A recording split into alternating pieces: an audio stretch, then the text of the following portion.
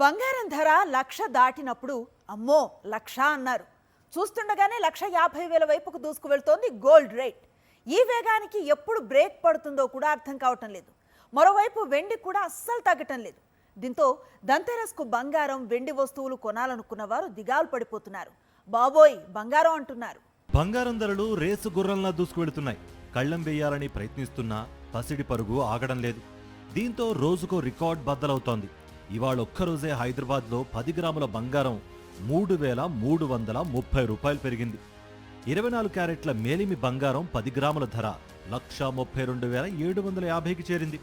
22 క్యారెట్ల నాణ్యమైన పుత్తడి 10 గ్రాముల ధర 1,21,700కు పెరిగింది. అంతర్జాతీయ పరిణామాలు, పండుగల సీజన్ కలిసొచ్చి పసిడి ధరలు చుక్కలను తాకుతున్నాయి. బహిరంగ మార్కెట్లోనూ బంగారం ధర బగ్గుమంటోంది. హైదరాబాద్లో 1.35 లక్షలు దాటి పరుగులు పెడుతోంది.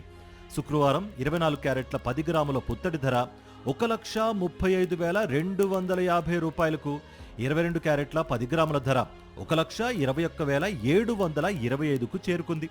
కిలో వెండి ధర 1,81,000కి పెరిగింది. అంతర్జాతీయ మార్కెట్లో $4,350 దాటింది ఔన్స్ గోల్డ్ రేటు. 3 రోజుల్లోనే $200కు పైగా జంప్ అయింది.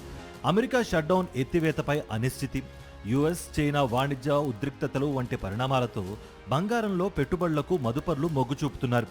ఈ క్రమంలోనే గోల్డ్ ఈటీఎఫ్లకు గిరాకీ విపరీతంగా ఉంటోంది.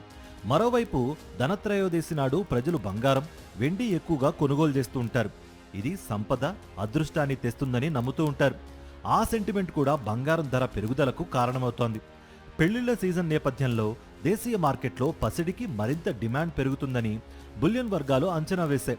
వచ్చే ఏడాది ఆరంభం నాటికి బంగారం ధర 1,50,000కు చేరవచ్చునని మార్కెట్ నిపుణులు అంచనా వేస్తున్నారు.